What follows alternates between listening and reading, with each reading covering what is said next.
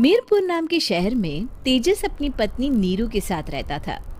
पति पत्नी दोनों ही नौकरी करते थे। एक दिन तेजस गांव अपनी माँ के पास फोन करता है। हेलो, प्रणाम माँ। जीते रहो माँ, तुम दादी बनने वाली हो।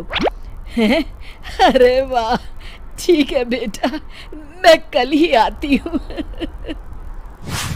जब माँ जी शहर पहुंची तो बेटे बहू ने बहुत अच्छे से स्वागत किया। लीजिए माँ जी, चाय। अरे गर्मा गर्म पकोड़े ले आओ माँ के लिए। नीरू रसोई में गई और 2 मिनट में ही पकोड़े ले आई। जी ये लीजिए। बहू जादू से बनाए हैं क्या? अभी तो रसोई में गई थी। यम्मी। माँ जी, शीला रसोई में पकोड़े तल रही है, मैं बस लेकर आई। हे भगवान, मेरा धर्म भ्रष्ट कर दिया तूने। अब तो गंगा जल से शुद्धिकरण करना होगा। दूसरे दिन, माँ जी मैंने नाश्ता बना दिया है, ऑफिस जा रही हूँ। पर अभी तो घर का सारा काम पड़ा है। शीला आती ही होगी, झाड़ू पोछा बर्तन कपड़े वो सब कर लेगी। हमारे जमाने में घर का सारा काम हम ही करते थे। जी माँ जी, आप बहुत होशियार हैं, मैं घर ऑफिस दोनों नहीं संभाल पाती। तो जरूरत क्या है घर से बाहर जाकर चाकरी करने की? वैसे भी घर का काम खुद करने से घर में बरकत आती है, समझी? पर माँ जी। पर वर कुछ नहीं, इस महीने की पगार मिले फिर ऑफिस बंद। हाँ। रात को नीरू तेजस से कहती है, सुनिए जी, माँ जी बोल रही थी कि मैं नौकरी छोड़ दूं। वैसे ठीक ही तो है, अभी तुम्हें आराम की जरूरत है। फिर भी आराम कहाँ, शीला को छुड़ाने के लिए बोल रही थी। तो अब 24 घंटे में इतना काम तो कर ही सकती हो। पर जॉब पसंद है मुझे, घर पर मन नहीं लगेगा।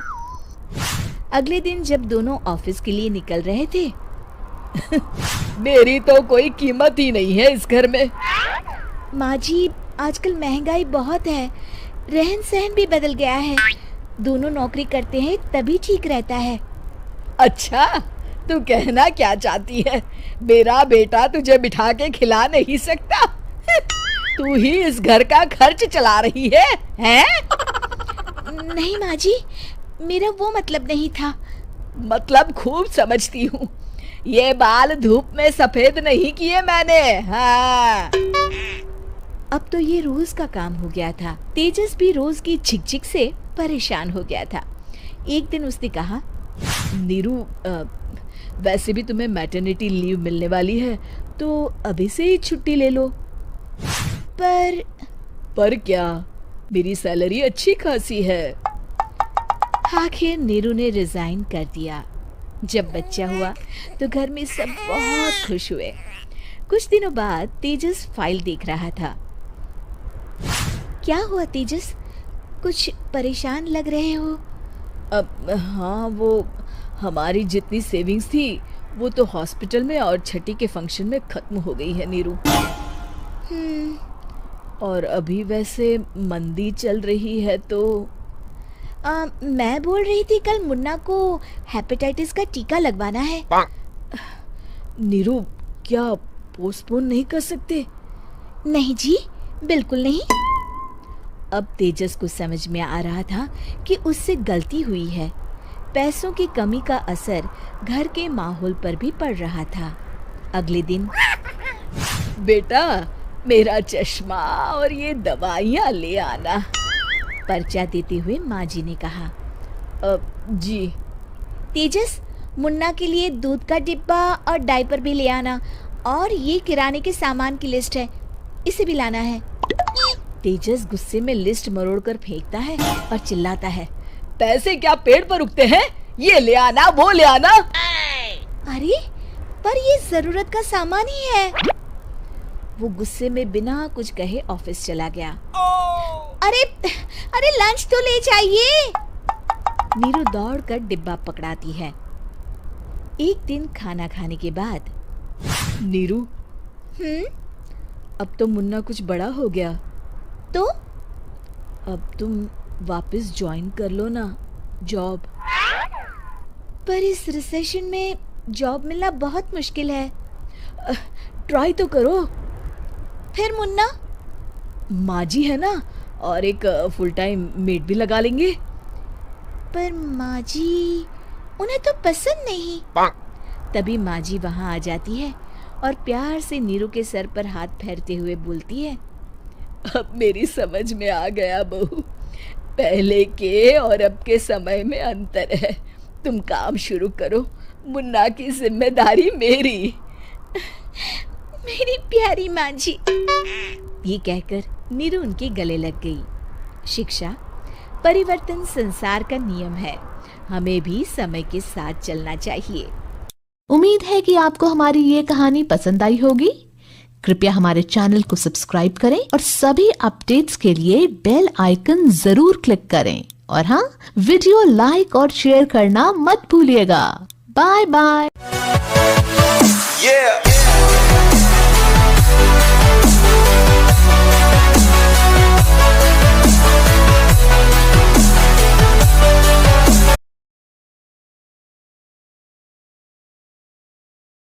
सृष्टि बचपन से ही दिखने में सुंदर नहीं थी, लेकिन अमीर बाप की बेटी सृष्टि पर उसकी माँ जान छिड़कती। मेरी बेटी कितनी प्यारी है, भगवान सबको सृष्टि जैसी बेटी दे। सृष्टि धीरे धीरे बड़ी होती है। एक दिन सृष्टि की सहेली कहती है, तू दिखने में कितनी अजीब सी है, लेकिन मैं जानती हूँ हम सब में सबसे अच्छी शादी तो तेरी ही होगी। तेरे पापा अमीर जो हैं। और बता नहीं सकते यार, दहेज तो हर कोई देता है, ये क्या ज्यादा ले जाएगी अपने पति के लिए? अरे बड़े शहर में कोठी है इसके पापा की। अरे पापा की है ना, कौन सी इसकी है? इसकी होती तब तो कोई भी लड़का इससे शादी कर लेता। अरे पापा की मतलब पापा की है तो मेरी ही है ना? किसने कहा? अब तेरी तो तब होगी ना जब तेरा भाई ना हो। वैसे भी शादी के बाद सारी प्रॉपर्टी भाई के नाम होती है। सृष्टि समझ जाती है कि उसे किसी भी हालत में माँ बाप की सारी प्रॉपर्टी को अपने नाम करना है, लेकिन कैसे? एक दिन सृष्टि का भाई शीनू कहता है, बहन क्या कर रही है? तुझसे एक बात करनी है। अरे हाँ हाँ करना, मैं तो तेरी बहन हूँ। बहन, मेरी लाइफ में ना एक लड़की है, बहुत अच्छी है। मैं सोच रहा हूँ माँ और पापा से बात करूँ शादी के लिए। सृष्टि को समझ में आ जाता है कि भाई की शादी होते ही भाभी उसे एक दिन भी घर में बर्दाश्त नहीं करेगी। क्या बात है भाई, बताना कौन है वो? यार वो बहुत अच्छी लड़की है, पढ़ी लिखी है, मेरे साथ जॉब भी करती है। बस एक प्रॉब्लम है। प्रॉब्लम? क्या प्रॉब्लम है भाई? यार वो शादीशुदा है, लेकिन उसके पति ने उसे सिर्फ इसलिए छोड़ दिया क्योंकि उसके माँ बाप दहेज नहीं दे पाए। सृष्टि ये सुनकर न जाने क्यों खुश हो जाती है। अरे भाई तो क्या हुआ, लड़की तुझे तो पसंद है ना? शीनू को लगता है कि बहन उसे समझ रही है। वो इस बात से अनजान होता है कि उसकी बहन की मंशा पूरा घर हड़पने की है। सृष्टि अपनी माँ से कहती है, मम्मी मुझे तो बहुत चिंता है, पता है शीनू क्या कर रहा है?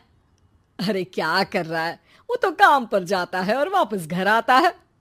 नहीं ना माँ, वो यही तो नहीं कर रहा, बाकी सब कर रहा है। आपको पता है उससे प्यार है, और वो भी एक शादीशुदा लड़की से। हैं? ये क्या हो गया? मैं सोसाइटी में क्या मुंह दिखाऊंगी? अरे तेरे पापा तो यही कहेंगे कि मैंने ही उसे बिगाड़ दिया है। माँ देखो, मेरी बात मानो, पापा पर भी विश्वास करने की जरूरत नहीं है। अब आप ही बताओ, पापा इतनी देर घर के बाहर रहते हैं क्यों? बोलो। अरे बेटा वो तो नौकरी करते हैं ना। तू बहुत भोली है माँ, पापा का ऑफिस तो 7 बजे खत्म हो जाता है, लेकिन देखो कितनी देर से आते हैं। अरे नहीं नहीं बेटा, ऐसी कोई बात नहीं है। सृष्टि माँ को एक औरत से बात करते पिता की फोटो दिखाती है। देखो माँ, कैसे हैं पापा? मैं ना कहती थी कि पापा सही नहीं है। मैं तेरे पापा से बात करूंगी, दे फोटो मुझे। ओ माँ, वो तो डिलीट हो गई। लेकिन चल, तूने तो देख लिया ना। पापा से बाद में बात कर लेना, और हाँ, मेरा नाम बिल्कुल मत लेना। हाँ माँ। अब क्या था, सृष्टि के माँ और पिता के बीच झगड़ा होना शुरू हो जाता है। सृष्टि के मन में क्या चल रहा था कोई नहीं जानता था। एक दिन, माँ, सृष्टि के लिए एक लड़का देखा है, वो लोग शाम को उसे देखने आने वाले हैं। और हाँ माँ, एक खुशखबरी, मैं और पापा मिलकर एक नया बिजनेस ट्राई कर रहे हैं। शाम को लड़का आता है, सांवले रंग का। सृष्टि को तो बिल्कुल भी पसंद नहीं आता। लड़की की माँ कहती है, लड़की का चेहरा तो कोई खास नहीं, लेकिन अगर मेरे बेटे को आप लोग सेटल कर दें तो मैं उसकी शादी आपकी बेटी से करवा दूं। सृष्टि को लड़का बिल्कुल पसंद नहीं था। उसे भाई पर गुस्सा आ जाता है। लड़के वालों के जाने के बाद कहती है, माँ देखा, शीनू मेरे लिए कैसा लड़का लेकर आया, न दिखाने लायक न सुनने लायक, सेटल भी नहीं, वो भी हम करे। अरे माँ, मैं जानती हूँ ये मेरी शादी किसी भी घर में क्यों करवाना चाहता है। अरे कैसी बात कर रही है बहन, तूने तो देखा ना, लड़के को मैंने ही मना कर दिया तुझसे शादी के लिए। जिसने लड़का बताया था उसने उसकी बहुत तारीफ की थी। बात आई गई हो जाती है, लेकिन सृष्टि का मन शांत नहीं होता। क्या करूं, कुछ समझ में नहीं आ रहा। मेरी शादी हो गई तो ये लोग पूरी प्रॉपर्टी शीनू के नाम कर देंगे, मेरे हाथ तो कुछ लगेगा ही नहीं। तभी सृष्टि को आइडिया आता है। वो किसी वकील को फोन करती है। जी देखिए, अगर आपके मम्मी पापा का तलाक हो जाता है तो आपके पिता की आधी प्रॉपर्टी आपकी माँ के नाम हो जाएगी, फिर उसे वो किसी को भी दे सकती है।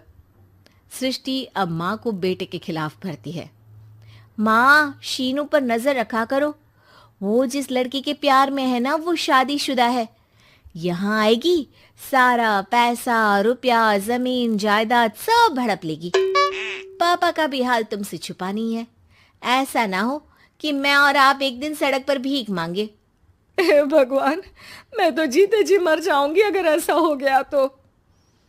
ऐसा हो गया नहीं माँ, ऐसा ही होगा। अभी समय है, आगे का सोच लो। मैं तो कहती हूँ पापा से आधी प्रॉपर्टी लेकर अलग हो जाओ। पापा की आधी प्रॉपर्टी भी हम लोगों को अगर मिल जाती है ना, तो अगले 7 जन्म सफल समझो। बेचारी माँ बेटी के कहने पर पति से तलाक लेकर अलग हो जाती है। सृष्टि अब पैसों से गाड़ी और अपने दूसरे महंगे शौक पूरे करने लगी। उसके दोस्त भी उसके पैसे इस्तेमाल करते। सृष्टि, कल तुम कहाँ थी? मैं सारा दिन घर पर अकेली थी। तो मैं क्या करूं? मैंने ठेका तो नहीं लिया है ना तुम्हें संभालने का। माँ को सृष्टि से ये उम्मीद नहीं थी। वो बैठकर रोने लगती है। वहीं उसका पति यानी कि सृष्टि के पिता आ जाते हैं। मैं जानता था कि तुम्हारा यही हाल होगा, तो आपने मुझे रोका क्यों नहीं? मैं रोकता तो तुम रुकती क्या? सृष्टि के कहने पर तुमने मुझ पर, अपने बेटे पर शक किया, लेकिन तुम ये भूल गई कि कैसे हम दोनों ने मिलकर जीवन में इतना सब खड़ा किया। माँ पति के गले लग जाती है। मुझे माफ कर दीजिए, मैंने आपकी कमाई का एक बड़ा हिस्सा गवा दिया। कोई बात नहीं, तुम साथ हो तो मैं ऐसी 7 प्रॉपर्टी खड़ी कर दूंगा। तभी वहां सृष्टि आ जाती है रोते हुए। माँ, मयंक ने मुझे छोड़ दिया। वो बोल रहा था जब तक मेरे पास पैसे थे तब तक ही वो मेरे साथ था। पापा, माँ, मुझे माफ कर दीजिए।